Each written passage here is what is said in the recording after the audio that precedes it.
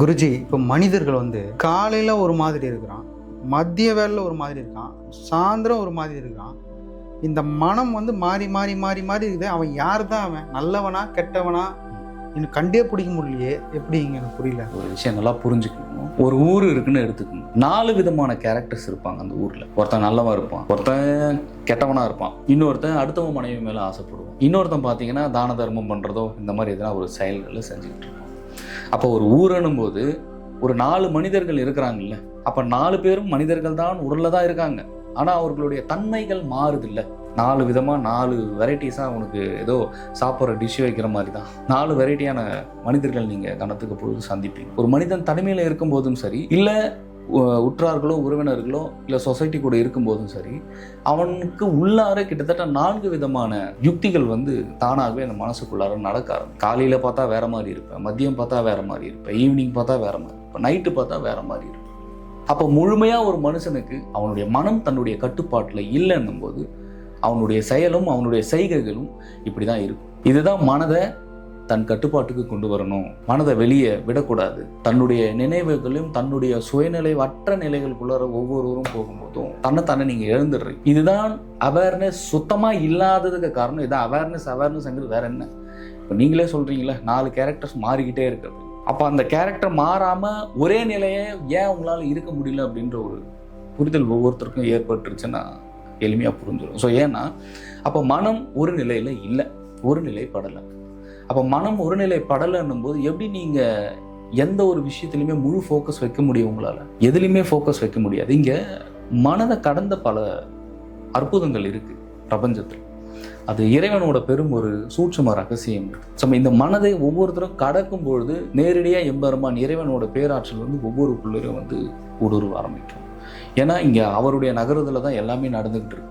அவர் சாதாரண ஒருவர் கிடையாது. அவருடைய நகருதில் தான், அவருடைய உந்துள்ளது தான். ஆனால் இந்த மனதை நீங்கள் கடக்காததுனால திரும்ப திரும்ப என்ன பண்ணுறீங்கன்னா வினைகளில் சிக்கிறீங்க. அந்த வினைகள் தான் உங்களுடைய எண்ண ஓட்டங்களை மாற்றிக்கிட்டே இருக்கு. ஒரு சீட்டு மாதிரி தான், சூதாடுவாங்கல்ல, சீட்டு மாதிரி தான்.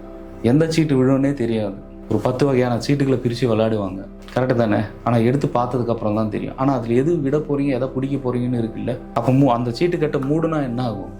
எல்லாம் ஒரு நிலையில் வந்துடும். அப்படி மனசு பல வகையாக வெளியே வியாபிக்கும் போது, பல வகையாக நீங்கள் வெளியே போய் ட்ராவல் பண்ணும்போது நீங்கள் எளிமையாக இறைவனை உணர்றதுக்கு உண்டான ஒரு வழி உங்களுக்கு தெரியல. ஸோ அதனாலேயே முழுசாக வந்து இந்த உடல் பற்று ஒவ்வொருத்தரையும் பிடிச்சி வச்சுக்கிட்டு. ஏன்னா இங்கே காசு பணம் இது எல்லாமே ரைட், சர்வே பண்ணுறதுக்கும் இங்கே வாழ்கிறதுக்கும் தேவை தான். ஆனால் ஆழ்ந்த ஒரு மன அமைதின்றது ஒரு தேவைப்படுது இல்லை. இங்கே மன அமைதியோடு நீ வாழலை அப்படின்னா இறுதி நாள் ரொம்ப நரகமாக இருக்கும். 60-70 வயசு ஆயிடுச்சுன்னா மனம் அப்பயும் அடங்காது. ரொம்ப போராட வேண்டியிருக்கும் அந்த வயசில். 80 வயசுல நீ நினச்சிக்கிட்டு இருக்க 80 வயசு ஆட்கள் எல்லாமே ரொம்ப தைரியமாக இருக்காங்க, ரொம்ப ஒரு செல்ஃப் கான்ஃபிடென்ட்டாக இருக்காங்க, வாழ்க்கையோட அனுபவம் உங்களுக்கு அதிகம் நீ நினச்சிட்டு இருக்க. வயசாக வயசாக அப்படியே குழந்தை தன்மையாக போகும். இதுதான் பிரபஞ்சத்தோட சர்க்கிள். கரெக்டு தானே? ஒரு குழந்தை பிறக்குது, ஒரு குழந்தை வளருது, அப்படியே கொஞ்ச நாள் கழித்து கொஞ்சம் பெரியவனாகுது, அதுக்கப்புறம் கொஞ்சம் ஒரு 35, 40, 60 இந்த மாதிரி ஏஜாக அவங்களுக்கு கம்ப்ளீட்டாக என்ன ஆகுனா ஒரு ரீசைக்கிள் ப்ராசஸ் நடக்கும். மறுபடியும் குழந்தை பருவத்துக்கு வரும்போது பயப்படுவாங்க ரொம்ப. அது இன்னைக்கு புரியாது. நீங்கள் வேணா 60, 70, 80+ போய் கேட்டு பாருங்க. மரணத்தை பற்றின பயம் அதிகமாக இருக்கும். ஏன்னா அவங்களுக்கு முடிய போகுது, இந்த ஆயுள் முடிய போகுதுன்னும் போது அந்த பயம் வந்து மனம் உற்பத்தி பண்ணி கொடுத்துருது. ஏன்னா இங்கே இருக்கும்போது எல்லா வினைகளையும் அதை அனுபவிச்சுக்கிட்டு இருக்கு, இறுதி நாட்களையும் வினைகளை அனுபவிச்சுக்கிட்டு இருக்கு. என்னடா அதை நம்ம போகும்போதே ஒரு மன நிம்மதி, ஒரு மன நிறைவு இல்லையே அப்படின்றது அவங்களுக்கு பெரிய சித்திரவாதியாக இருக்கும். நீ கேட்டு பாருங்க. தன்னுடைய மெச்சூரிட்டி அங்கே போயிடக்கூடாதுன்னு அவங்களே ஏமாத்திட்டு வெளியே அப்படியெல்லாம் ஒன்றும் கிடையாது. வந்தால் நம்ம ஒரு நாள் போக தானே போகிறோம். இது எல்லாருமே வாயில சொல்கிற வார்த்தை தான், கரெக்டு தானே? ஆனால் முழுமையாக ஒருத்தர் அதை ஏற்றுக்கக்கூடிய மனப்பக்குவம்ன்றது இருக்காது. இதுக்கு தான் சித்தர்களாக இருக்கட்டும், ஞானியர்களாக இருக்கட்டும், மகான்களாக இருக்கட்டும், தன்னை அறிதலினுடைய சிறப்பு அப்படின்றது ரொம்ப ஒரு மகிமையான ஒரு சிறப்பு. அந்த தன்னை அறியும் பொழுது எளிமையாக மரணம் அப்படின்றது ஒருவருக்கு ஏற்படும். நேரடியாக மோட்ச முக்திக்கு நம்ம போயிட முடியும், நேரடியாக இறைவன்கிட்ட நம்ம சரணாகதி அடைய முடியும். அதனால்தான் இளமையில் இறைவனை தேடாத முதுமையில் இறைவனை தேடி என்ன பயன் அப்படின்றாங்க. அப்போ அது எப்பேற்பட்ட ரகசிய வார்த்தை தெரியுமா? அது எப்பேற்பட்ட ஒரு ஞான வார்த்தை தெரியுமா? ஸோ இதனால தான் முடிந்த அளவிற்கு இந்த உடல் கூட்டில் இருக்கும் பொழுதே இறைவனை உணர்ந்து ஒவ்வொருவரும் இறைவனடி சேரக்கூடிய ஒரு பாதையை வகித்து கொள்ள வேண்டும். இதுக்கு தான் சித்தர்களாக இருக்கட்டும், மகான்கள், ஞானியர்கள், யோகிகள் எல்லாருமே பயிற்சியில் ஈடுபட்டு தன்னைத்தான் அறிந்து சித்த நிலைக்கு போனாங்க.